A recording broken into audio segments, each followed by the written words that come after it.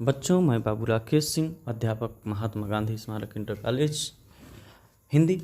आप सबको मैं आज बताने जा रहा हूँ कबीरदास का जीवन परिचय, और ये बहुत महत्वपूर्ण है। ये पेपर में आता है, छमाही और वार्षिक में निश्चित रूप से आता है। तो 4 कवियों का जीवन परिचय रहता है, जिसमें से एक का लिखना होता है। इसी तरीके से लेखकों में से 4 का रहता है, किसी एक का लिखना होता है। तो बच्चों चलो जो है हम आपको जो है सूल कबीरदास जी का जीवन परिचय बताते हैं। आप सुनिएगा इसको। चैनल को लाइक और सब्सक्राइब जरूर करना, शेयर भी करना।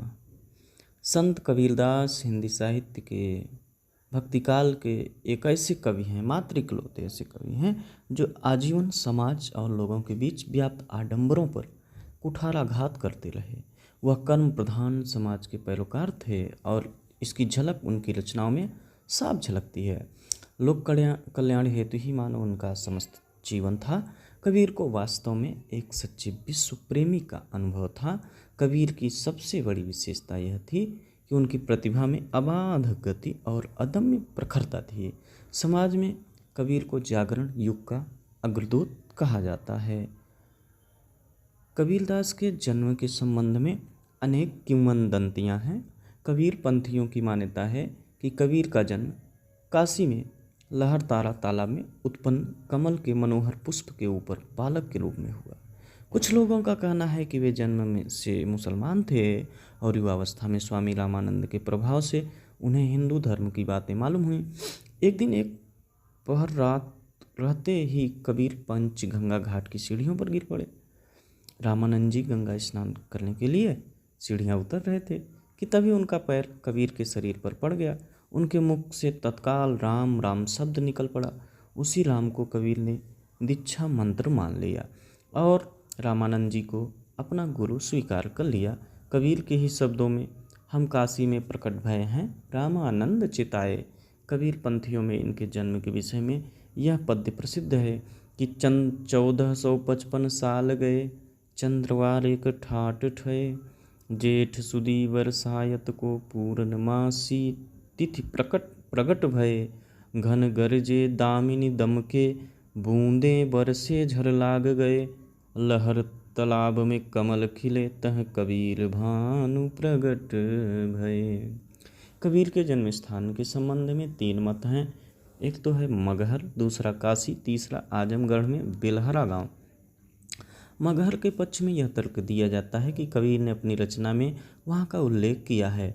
पहले दर्शन मगहर पायो, पुनि काशी बसे आई। अर्थात काशी में रहने से पहले उन्होंने मगहर देखा।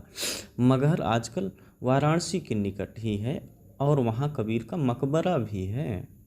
कबीर का अधिकांश जीवन काशी में ही व्यतीत हुआ है।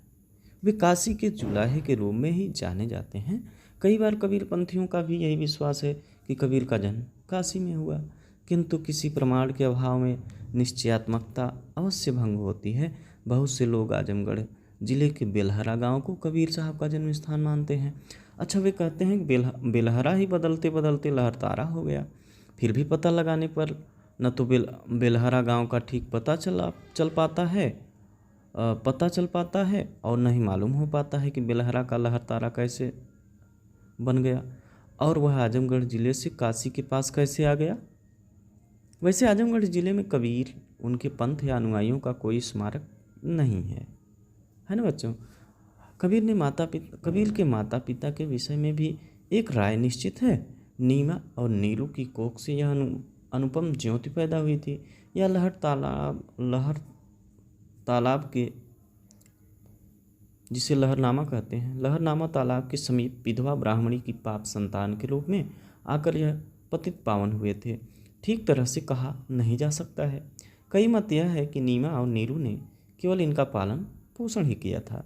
एक किंवदंती के अनुसार कबीर को एक विधवा ब्राह्मणी का पुत्र बताया जाता है, जिसको भूल से रामानंद जी ने पुत्रवती होने का आशीर्वाद दे दिया था। एक जगह कबीर ने कहा है, जाति जुलाहा नाम कबीरा, बनी बनी फिरो उदासी। कबीर के एक पद से प्रतीत होता है कि वे अपनी माता की मृत्यु से बहुत दुखी हुए थे। उनके पिता ने उनको बहुत सुख दिया था। वह एक जगह कहते हैं कि उसके पिता बहुत गुसाई थे। गुसाई मतलब प्रसन्नचित्त रहने वाले। ग्रंथ साहब के एक पद से विदित होता है कि कबीर अपने वयन कार्य की उपेक्षा करके हरिनाम के रस में ही लीन रहते थे। उनकी माता को नित्य कोस घड़ा लेकर लीपना पड़ता था। जब से कबीर ने माला ली थी, उसकी माता को कभी सुख नहीं मिला। इस कारण वह बहुत खींच गई थी। इससे यह बात सामने आती है कि उनकी भक्ति एवं संत संस्कार के कारण उनकी माता को कष्ट था। कबीर का लालन पालन जुलाहा परिवार में हुआ था, इसलिए उनके मत का महत्वपूर्ण अंश यदि इस जाति के परंपरागत विश्वासों से प्रभावित रहा हो तो इसमें आश्चर्य की कोई बात नहीं है। यद्यपि जुलाहा शब्द फारसी भाषा का है, तथापि इस जाति की उत्पत्ति के विषय में संस्कृत पुराणों में कुछ न कुछ चर्चा मिलती ही है।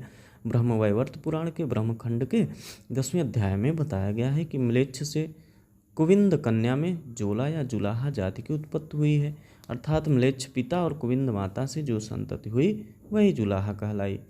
जुलाहे मुसलमान हैं, पर इससे अन्य मुसलमानों का मौलिक भेद है। सन 1901 की मनुष्य गणना के आधार पर रिजली साहब ने पीपुल्स ऑफ इंडिया नामक एक ग्रंथ लिखा था। इस ग्रंथ में उन्होंने 3 मुसलमान जातियों की तुलना की थी। वे 3 हैं सैयद, पठान और जुलाहे। इनमें पठान तो भारतवर्ष में सर्वत्र फैले हुए हैं, पर उनकी संख्या कहीं भी बहुत अधिक नहीं है।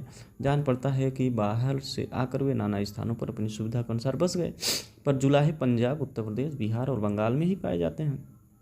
जिन दिनों कबीरदास इस जुलाहा जाति को अलंकृत कर रहे थे, उन दिनों ऐसा जान पड़ता है कि इस जाति ने अभी एकाध पुस्त से ही मुसलमानी धर्म ग्रहण किया था। कबीरदास की वाणी को समझने के लिए यह निहायत जरूरी है कि हम इस बात की जानकारी प्राप्त कर लें कि उन दिनों इस जाति के बच्चे खुचे पुराने संस्कार क्या थे। उत्तर भारत के वयन जीवियों में कोरी मुख्य हैं। बेंस जुलाहों को कोरियों की समशील जाति ही मानते हैं। कुछ एक पंडितों ने यह भी अनुमान किया है कि मुसलमानी धर्म ग्रहण करने वाले कोरी ही जुलाहे हैं। यह उल्लेख किया जा सकता है कि कबीरदास जहाँ अपने के बारे में बार बार जुलाहा कहते हैं, जाति जुलाहा मति कौ धीर, हरसि गुण रमय कबीर, तू ब्राह्मणमय काशी का जुलाहा, वहाँ कभी कभी अपने को कोरी भी कह गए हैं।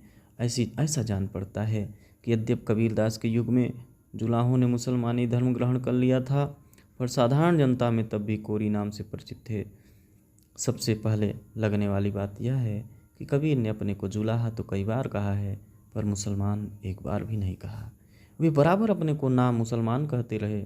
आध्यात्मिक पक्ष में निसंदेह यह बहुत ऊंचा भाव है, पर कबीरदास ने कुछ इस ढंग से अपने को उभय विशेष बताया है कि कभी कभी यह संदेह होता है कि वे आध्यात्मिक सत्य के अतिरिक्त एक सामाजिक तथ्य की ओर भी इशारा कर रहे हैं।